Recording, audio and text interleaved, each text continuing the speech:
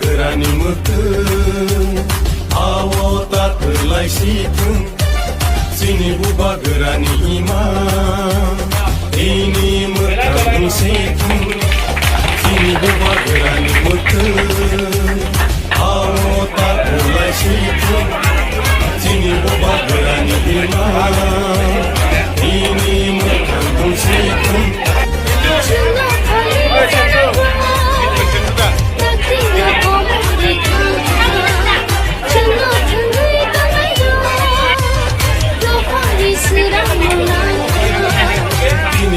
गोरानि मोखों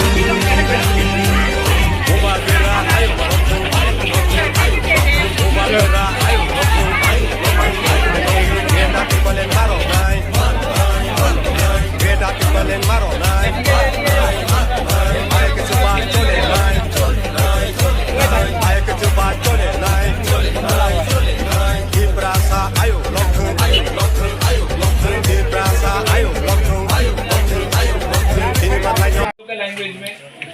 और आपके वहाँ में क्या बोलते हैं? अस्सलाम मणिपुरी में क्या बोलते हैं? अस्सलाम वालेकुम। अस्सलाम वालेकुम तो है, मणिपुरी में क्या बोलते हैं? मालूम नहीं। हाँ? अस्सलाम वालेकुम में होगा सर। अच्छा, यहाँ में आप लोग सिंजू तो खाते हैं, इरोम्बा भी खाते हैं। अगर जीता तो इरोम्बा सिंजू यहाँ में होगा।